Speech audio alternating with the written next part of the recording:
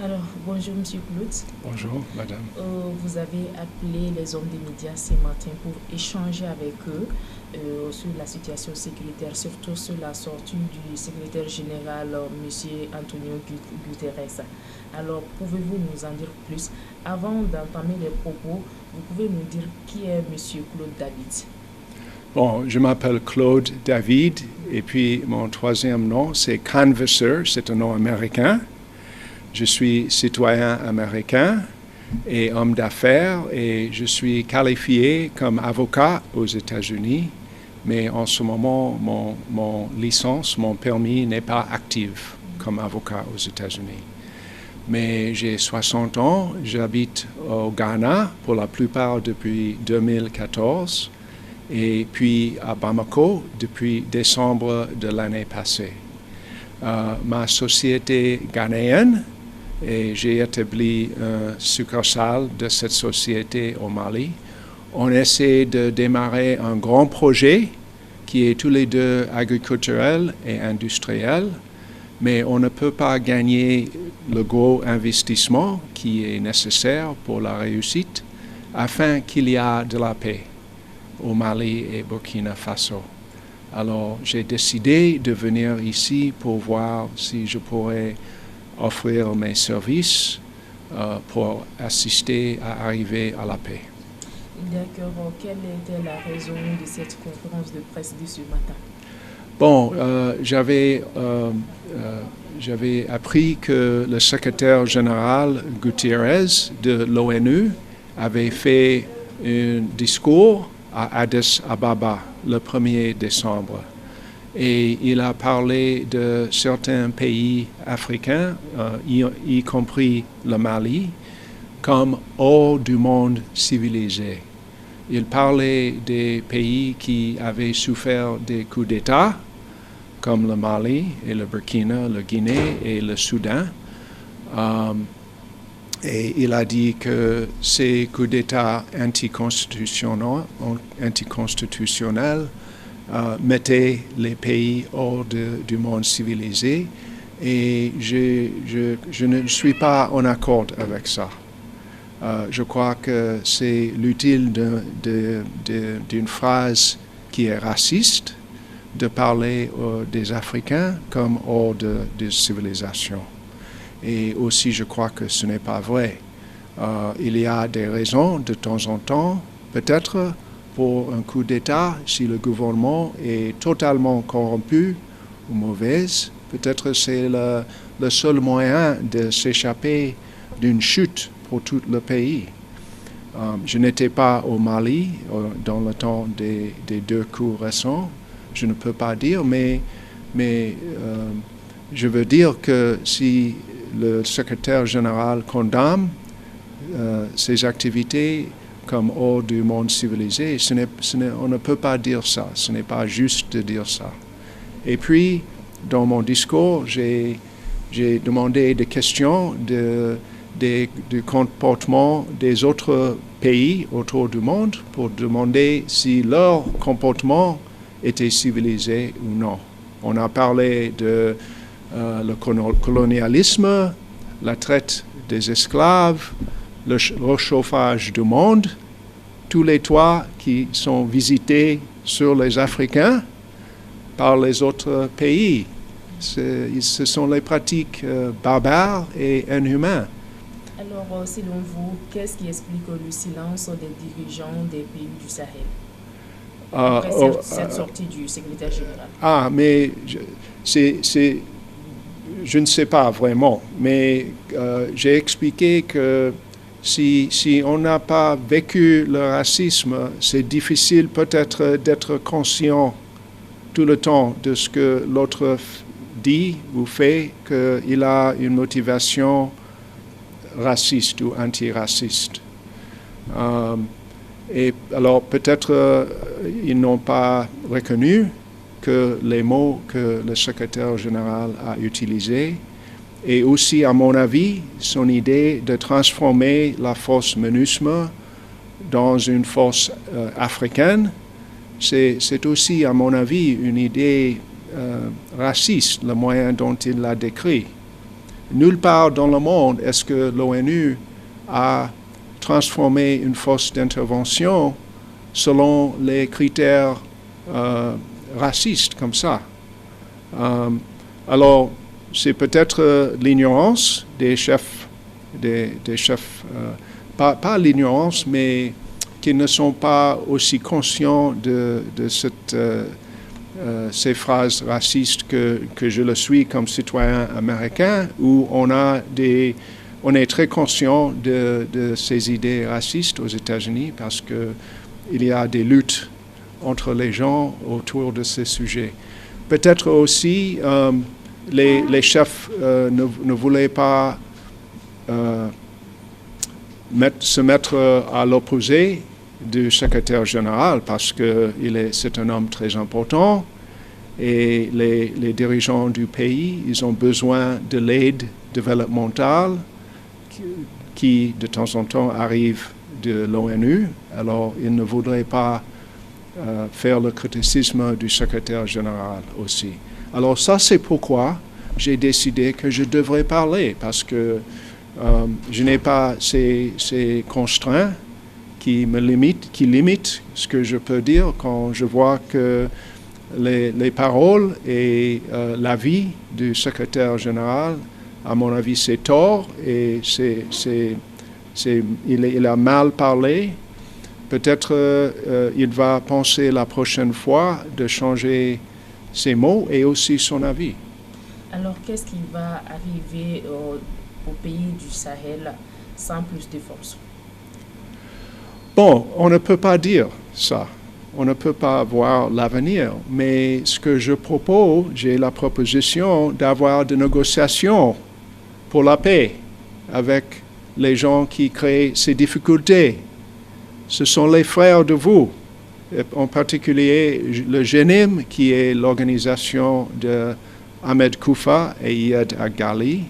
Ce sont tous les deux les hommes du Mali. On devrait parler à eux. Ça ne veut pas dire capituler, mais ça ne coûte rien de parler. Hein? Et j'ai fait des contacts avec tous les côtés. J'essaie de faire le contact. Et je suis prêt à voyager si l'opportunité arrive et si, par exemple, M. Iyad est prêt à parler à moi, je suis disponible. Alors, vous êtes un homme de paix, vous vous battez pour le retour de la paix au Mali et dans les pays du Sahel. De votre arrivée au Mali ici, à nos jours, est-ce que vous avez rencontré des difficultés? Ah oui, des difficultés, parce que d'abord, je crois que le gouvernement de mon pays, les États-Unis, ne voulait pas que je faisais ces activités. Je ne sais pas exactement. Mais j'ai dit dans le temps que les grandes puissances de l'étranger, ils voudraient les ressources minéraux du Mali. La France, la Suisse, ils voudraient l'or qui est du nord du Mali. Les États-Unis, le gouvernement des États-Unis, soutient les intérêts de la grande société pétrolière qui s'appelle ExxonMobil. Et ExxonMobil a envie du pétrolier du nord du Mali. Alors, j'ai été arrêté 2 fois, les deux tout de suite après mon arrivée, en août de l'année passée, et puis en décembre aussi dans l'année passée. Et je crois que c'était les intérêts américains qui m'ont fait arrêter parce qu'ils ne voulaient pas que je parlais de la paix en le moment là-bas. Aujourd'hui, je crois que le gouvernement américain est plus ouvert à la paix. Et j'essaie d'arriver pour le gouvernement du Mali et les autres gouvernements de la région, et puis bien sûr les grandes puissances, qu'ils vont tout accepter d'avoir de la paix. Bien sûr, il faut que les terroristes soient prêts pour ça aussi. Alors nous faisons face à une guerre asymétrique. Nous ne pouvons pas régler la guerre avec la guerre. Donc maintenant, est-ce que vous avez pris contact avec nos autorités en place afin de mettre quelque chose en place, je vais dire? Bon, bien sûr, j'ai essayé de parler aux responsables du gouvernement malien pour les informer de mon expertise, si on peut le dire, comme intermédiaire. Aussi, le fait que je connais un peu l'Afrique occidentale, le Ghana. Maintenant, je passe plus qu'une année en votre pays merveilleux. Et j'ai eu quelques contacts avec le ministère de Réconciliation. J'ai rencontré le chef du cabinet dans le mois d'août de l'année passée et aussi j'ai eu un rendez-vous avec le ministre Ouagé lui-même. Mais il ne m'invite pas pour encore de rendez-vous. Ces rendez-vous sont restés sans suite. Oui, c'est ça. Et c'est dommage parce qu'on a perdu du temps. On pourrait avoir mis en place un agrément partiel, peut-être, avant aujourd'hui. Et maintenant, la situation, c'est même plus compliqué avec l'arrivée de l'État islamique, Daesh, au centre du Mali, leur montant en force à l'est du pays. C'est plus compliqué, mais on peut toujours arriver à la paix avec d'autres, sinon avec l'État islamique lui-même. Alors, quels sont... J'ai eu un rendez-vous avec le ministre Ouagé. C'était fin avril de cette année. On a parlé très bien ensemble pendant une demi-heure. Et puis, quelqu'un d'autre est arrivé. Il m'a demandé de retourner le mardi après la fête à la fin de Ramadan. J'y suis allé pour notre deuxième rendez-vous, mais il n'était pas là. Et pour la plupart, il n'a pas répondu à mes lettres en demandant le résumé de notre dialogue. C'est grave ça. C'est dommage, parce que je crois qu'il voudrait la paix pour votre pays. C'est très important pour arriver à la réussite du gouvernement de la transition. J'ai essayé d'avoir autre rendez-vous avec le président Assimi Goïta et d'autres ministères, mais aussi il ne me donne pas de rendez-vous. Alors, je crois que j'offre quelque chose comme intermédiaire que un groupe malien, par exemple la Tabital Pulaku, ne peuvent pas offrir. Parce que j'ai beaucoup d'expérience à créer les agréments très en détail, qui veut dire que tous les côtés doivent suivre les détails de ce qu'ils ont promis et offert. Sinon, ils peuvent être pénalisés. Et c'est très important d'avoir un agrément que tout le monde va suivre pour la réussite de la paix. Aussi, j'ai une idée comment penser le gouvernement américain et peut-être aussi le gouvernement français. Et ce sera très important que les grandes puissances sont là, qu'ils vont assister à garantir la paix. Si on peut arriver à un agrément que le gouvernement malien accepte et aussi le GNIM, on veut avoir les autres gouvernements qui acceptent aussi. Alors, quelles sont vos motivations? Mon motivation, c'est d'arriver à la paix que mon entreprise ghanéenne et malienne peut lancer son projet de planter 10 milliards d'arbres en 10 ans. Mais on ne peut pas gagner l'investissement très, très grand pour faire ça afin qu'il y ait de la paix. Et vous m'avez demandé de mon sécurité. Bien sûr, je suis conscient des risques, mais on a des risques n'importe où dans la vie. Et si on veut gagner quelque chose de très important, la paix pour l'Afrique occidentale, il faut que tout le monde prenne les risques. Il faut que GNIM prenne un risque de cesser la guerre que le gouvernement prend un risque d'accepter ou non si le G9 fait une offre de la paix.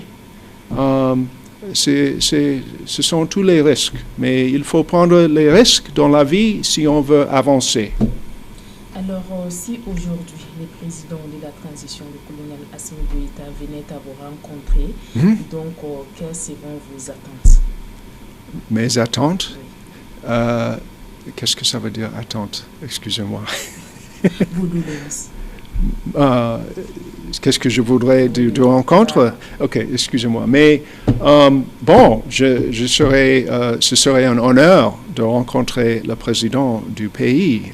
Je le féliciterai pour diriger le pays pendant les temps difficiles. Je crois qu'il a fait bien dans les conditions très difficiles pour le gouvernement et le peuple malien. Et je le féliciterai aussi pour créer les conditions pour avoir des négociations pour la paix. Parce que Iyad Ghali avait dit qu'une précondition, c'était que l'armée française quitterait le Mali. Et c'était le gouvernement malien qui a accueilli le parti de l'armée française du Mali. Alors, je le féliciterai d'avoir contribué à ces conditions, mais je le dirai, il faut prendre la deuxième étape. Est-ce qu'on peut faire ça? Peut-être il dira, je ne suis pas prêt en ce moment, puis je demanderai pourquoi et est-ce qu'il y a quelque chose que je peux vous aider avec? On parlerait comme ça. D'accord. Inch'Allah, on a ce rendez-vous. Inch'Allah. Alors, un dernier mot à l'endroit de nos téléspectateurs. Bon, je voudrais remercier vous et la télévision Liberté. Je remarque que la presse et les médias au Mali, vous êtes libres. Et c'est très important pour votre pays. Parce que vous avez le discours politique ici qui est à un niveau très mature et élevé. Ça veut dire que le peuple, je crois qu'ils comprennent assez bien ce qui arrive dans l'actualité. Et c'est grâce à vous, les médias et les presses. Et c'est mon souhait pour l'avenir que le Mali continue à avoir une presse et médias très forts, n'importe qui est le gouvernement, et que le peuple s'intéresse aussi dans l'actualité, parce que ça va assurer que le gouvernement fait les bons choix pour le pays. Et je sais que le colonel Assimi Goïta, il voudrait faire le meilleur pour le pays. Alors il faut donner notre soutien à lui et au gouvernement. Alors,